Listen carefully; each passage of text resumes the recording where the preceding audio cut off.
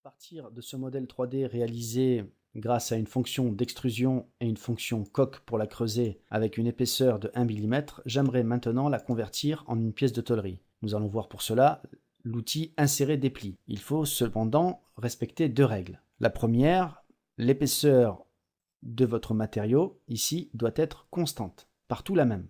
C'est le cas. La seconde, c'est que si nous avons des courbes, il faut que les rayons de ces courbures soient aussi constants. Je vais dans ma barre d'outils tôlerie et je clique sur l'outil ici insérer des plis. Tout d'abord, je sélectionne la face fixe ici, cette surface plane. Le rayon de pliage, je vais laisser 3 mm.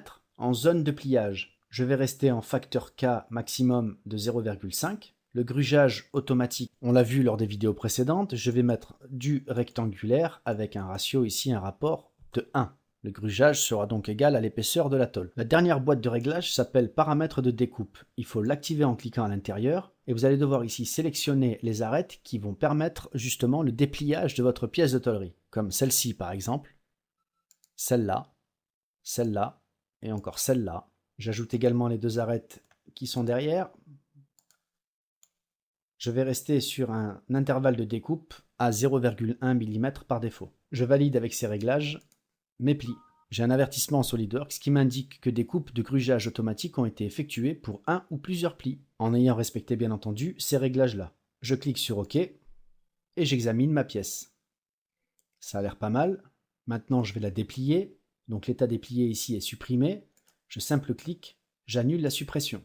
Un zoom au mieux pour recentrer tout ça. Voilà ma pièce à son état déplié. Les grugeages sont bien rectangulaires. Je vais resupprimer la fonction état déplié par clic gauche, supprimer.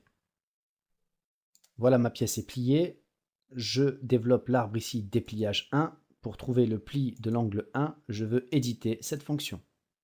On constate que l'angle de pliage n'est pas modifiable, cependant le rayon de pliage lui l'est, je décoche ici, ainsi que l'ordre de pli. Je peux également intervenir ici dans la zone de pliage personnalisée pour changer le type de pli, ainsi que le grugeage personnalisé. Je peux donc ici réactiver ces boîtes pour faire d'autres réglages sur ce pli-là uniquement. J'annule pour le moment en conservant les réglages d'origine. Voilà donc comment insérer des plis.